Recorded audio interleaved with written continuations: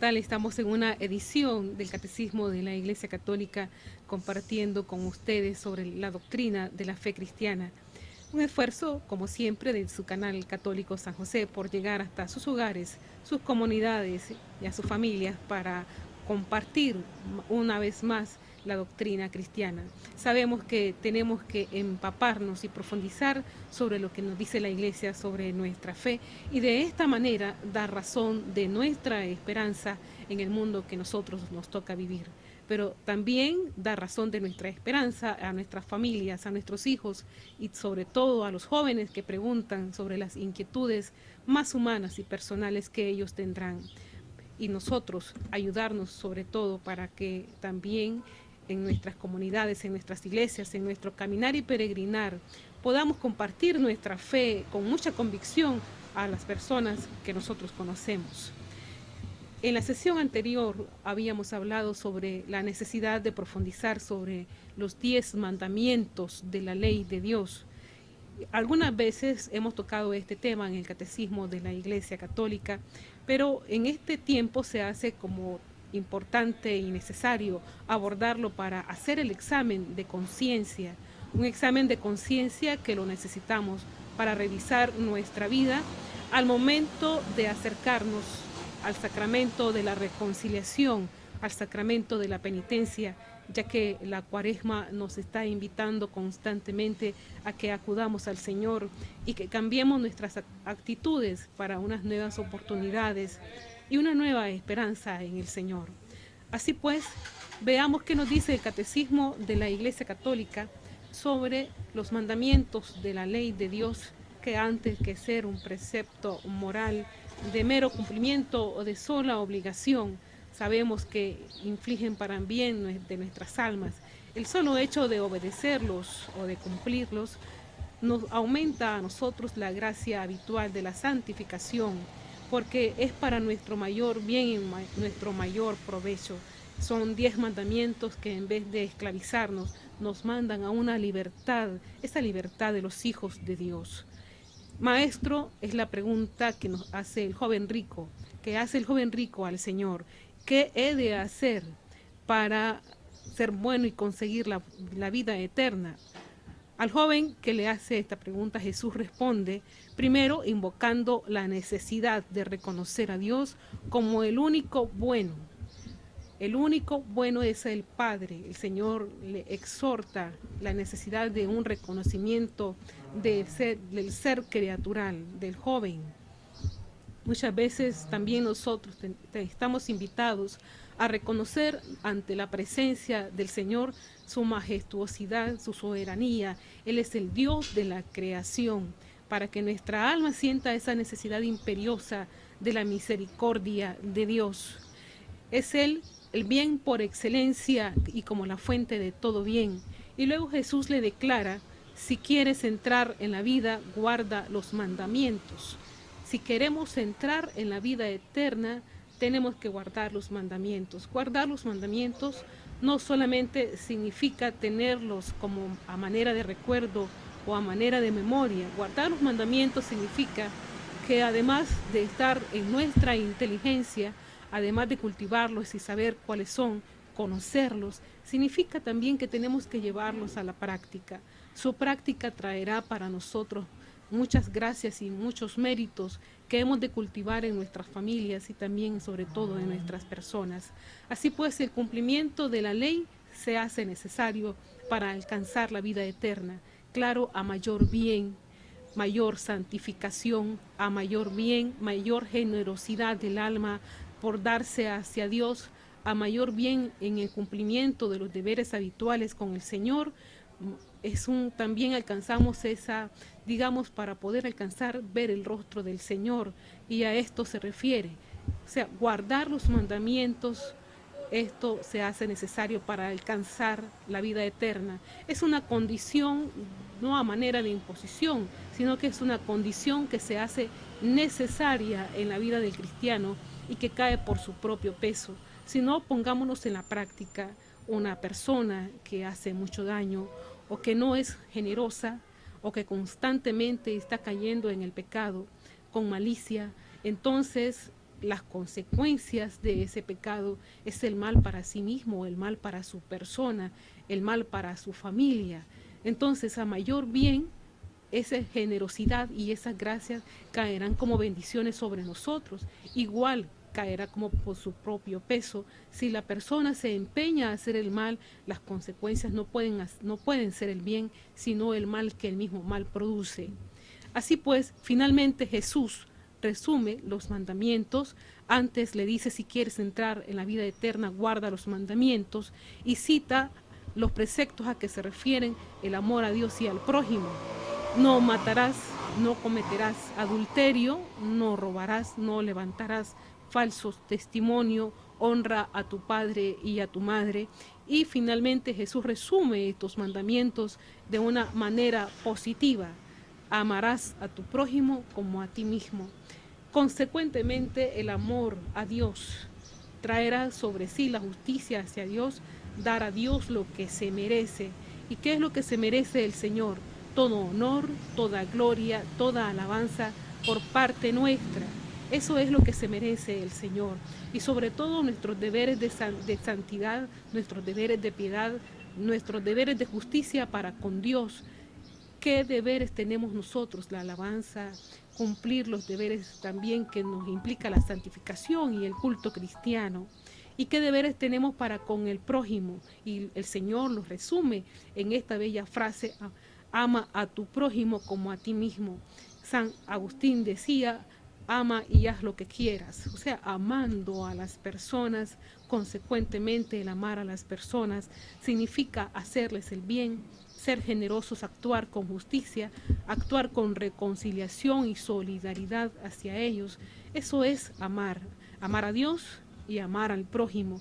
Entonces, los preceptos habituales que están en el Decálogo caen inmediatamente a a esa responsabilidad que vamos adquiriendo poco a poco en el hecho de amar a Dios y amar al prójimo.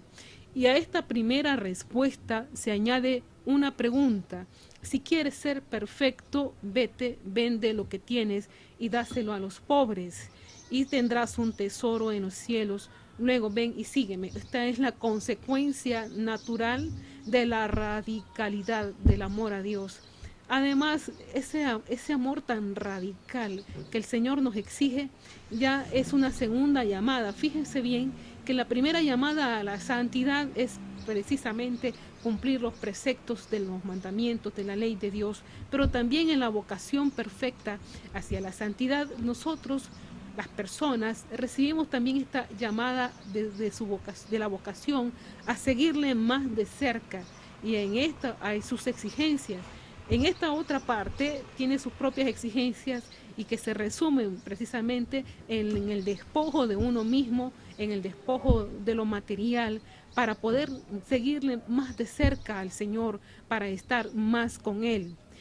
El seguimiento de Jesucristo implica pues cumplir los mandamientos. La ley no es abolida, sino que el hombre es invitado a encontrarla en la persona de su maestro, que a la llamada de Jesús está dirigida sobre todo a una plenitud de vida más perfecta. En este caso, en el joven rico, de seguirle en la obediencia como discípulo y en la observancia de los preceptos. Es relacionada con el llamamiento a la pobreza y a la castidad, en el hecho de estar, digamos, en la fila de los seguidores, de los discípulos del Señor.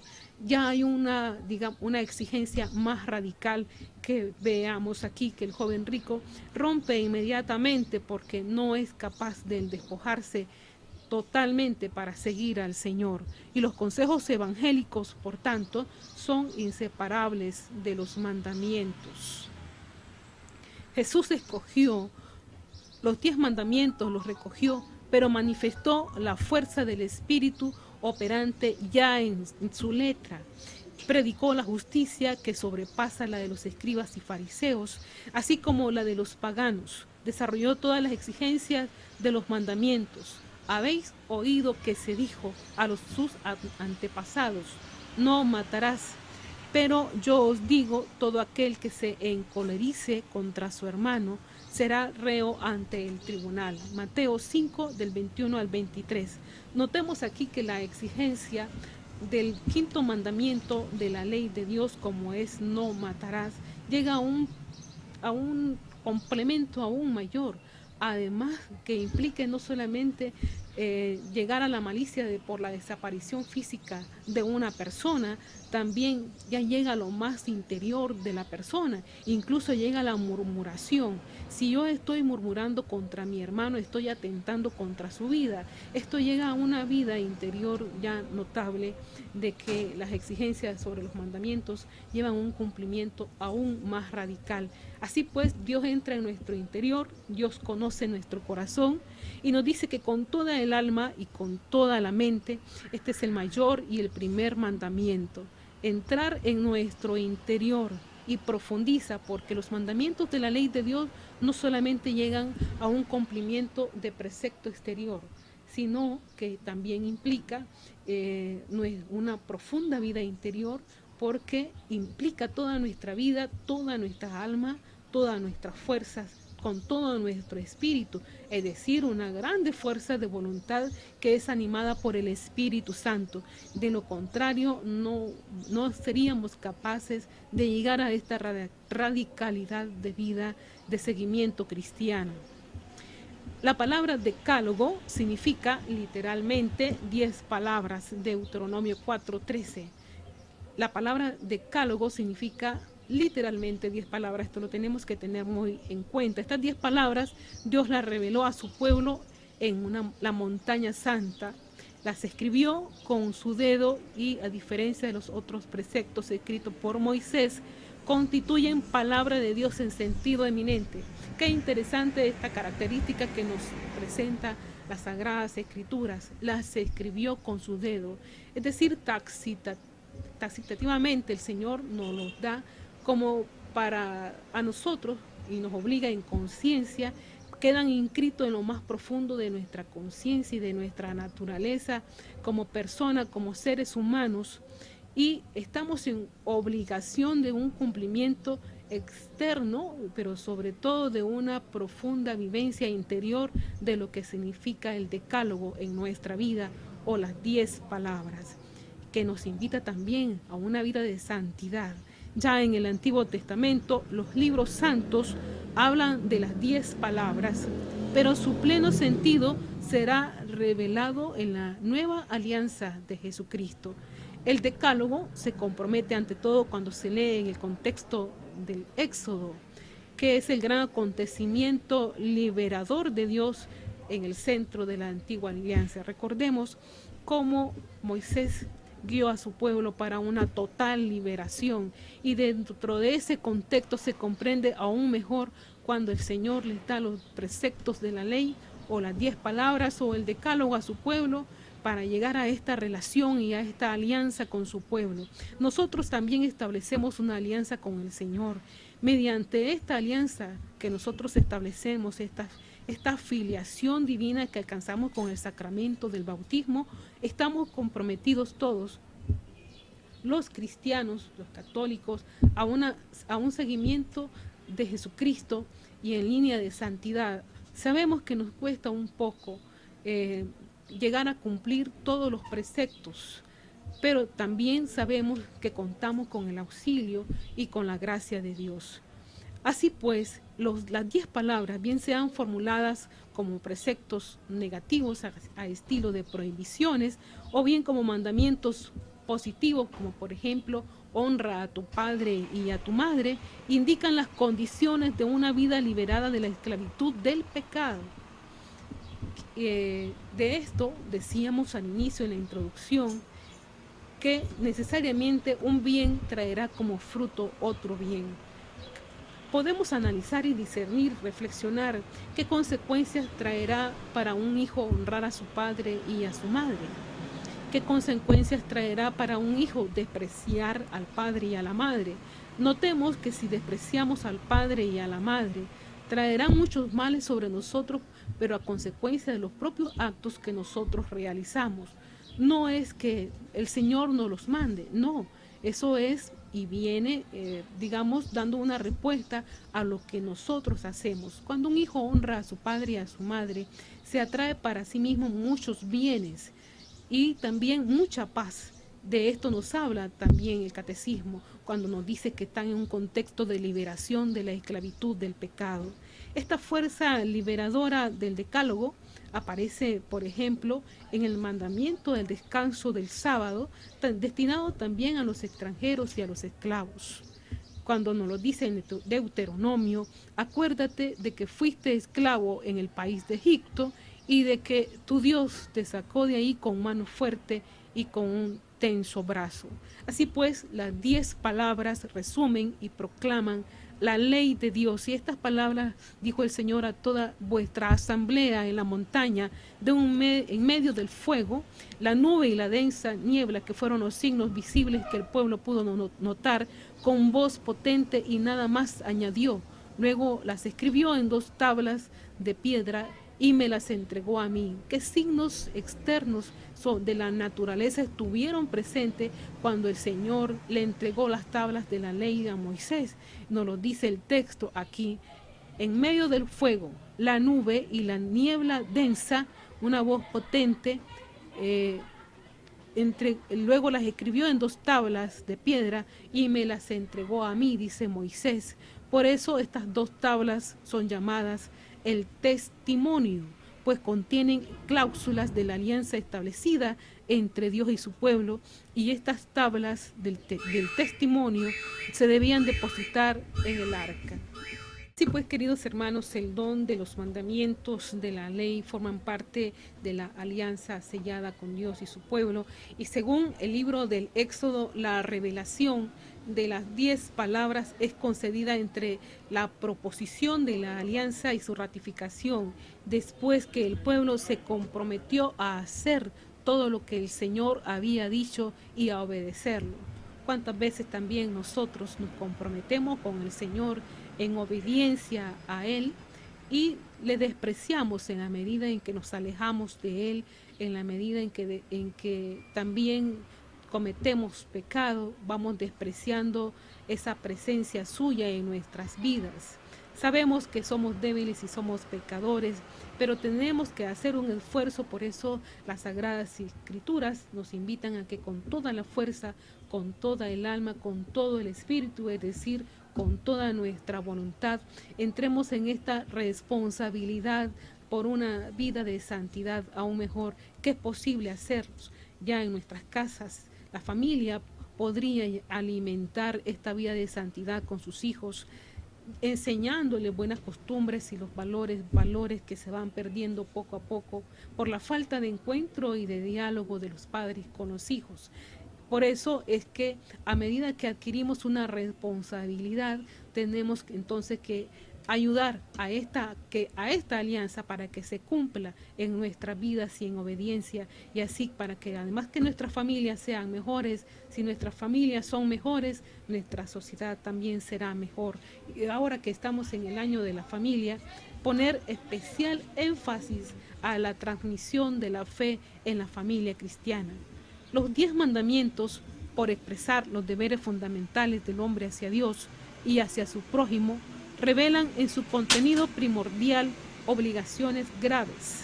Son básicamente inmutables. Su obligación vale siempre y en todas partes, es decir, para todo cristiano, para todo bautizado, sea donde sea, es para cumplimiento en su conciencia y en responsabilidad llevarlos a su cumplimiento, y nadie podría dispensarse de ellos. Los 10 mandamientos están grabados por Dios en el corazón del ser humano. La obediencia a los mandamientos implica también obligación cuya materia es la misma. Así, la injuria de palabras es prohibida por el 5.º mandamiento, es decir, no solamente atentar contra la vida del prójimo de manera violenta, sino también cuando nosotros hacemos murmuraciones o difamamos a una persona, también estamos atentando contra la vida del prójimo. Jesús dice: yo soy la vid, vosotros los sarmientos. El que permanece en mí como yo en él, ese da mucho fruto, porque sin mí no podéis hacer nada. El fruto evocado en estas palabras es la santidad de una vida hecha fecunda en la unión con Dios. Cuando creemos en Jesucristo, participamos en los misterios y guardamos sus mandamientos. Es decir, fijémonos que la condición es la fe. En la medida en que nuestra fe aumenta, en la medida en que creemos en Dios, creemos en Jesucristo, en la medida que nuestra profesión de fe es más convincente, nuestra voluntad se va fortaleciendo, nuestra voluntad se va adhiriendo más a la voluntad de Dios.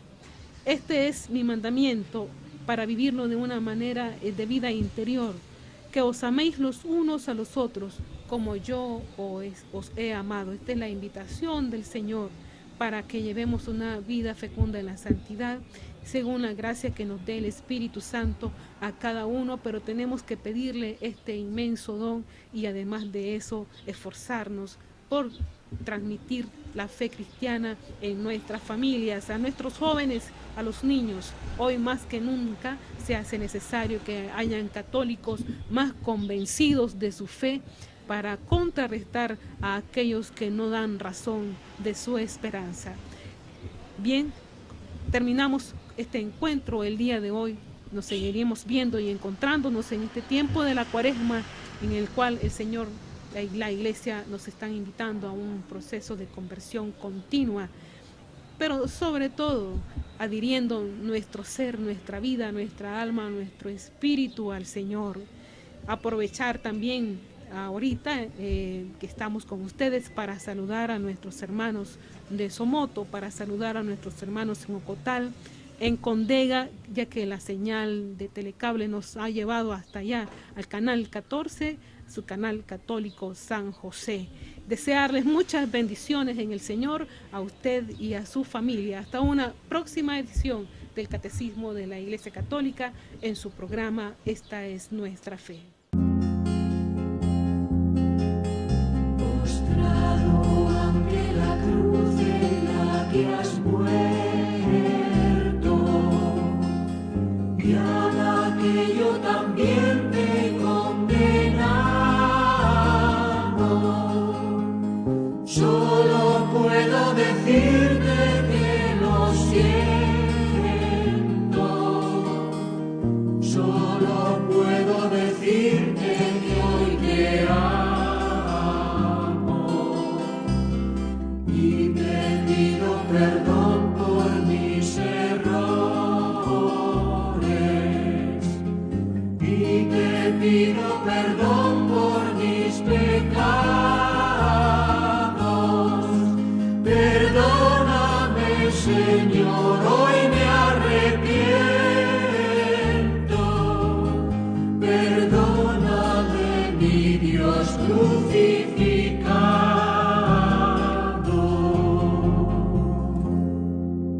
Yo he cargado de espinas tu cabeza, cuando he vuelto la espalda a mis hermanos. Yo he llenado tu cuerpo de tormentos, cuando algún semejante despreciado. Y yo clavo en la cruz tus manos y tus pies, siempre que a mis amigos yo defraudo. Perdóname, Señor, hoy me arrepiento. Perdóname, mi Dios crucificado.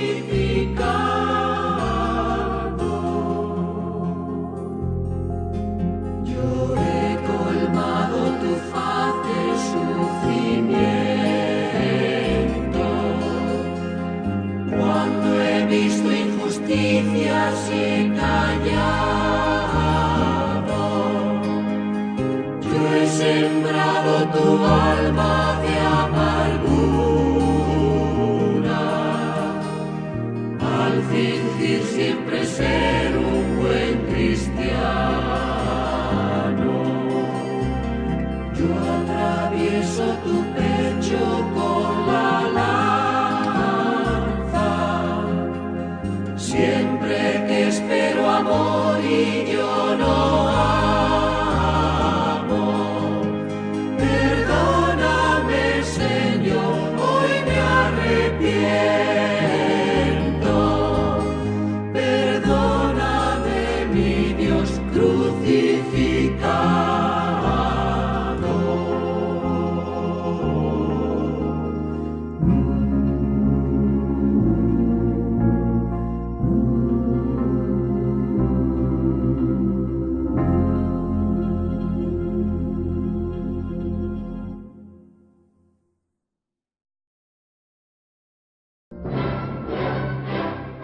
Creo en un solo Dios, Padre Todopoderoso, Creador del cielo y de la tierra, de todo lo visible y lo invisible.